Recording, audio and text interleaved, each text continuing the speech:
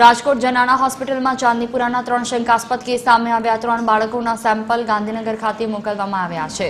જુલાઈથી અત્યાર સુધીમાં કુલ 6 બાળકોના શંકાસ્પદ કેસ નોંધાયા હતા। 3 બાળકોના નેગેટિવ રિપોર્ટ આવતા તેમને રજા અપાઈ છે। સિવિલ હોસ્પિટલ ખાતે હાલ 10 બેડનો વોર્ડ અલગ રાખવામાં આવ્યો હતો।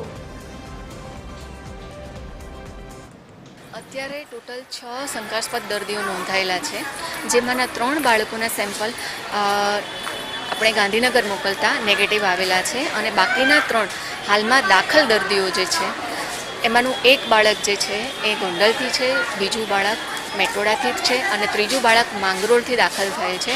આ 3 બાળકોના સેમ્પલ આપણે ગાંધીનગર મોકલેલા છે અને જેનો રિપોર્ટ અવેટેડ છે।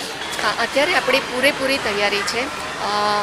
સઘન સારવાર માટે આપણે 25 બેડેડ આઈસીયુ છે અને શંકાસ્પદ બાળકો માટે ચાંદીપુરા માટે સ્પેશિયલી આપણે અત્યારે 10 બેડ વેન્ટિલેટરની સઘન સારવારની સુવિધા સાથે રાખેલા છે।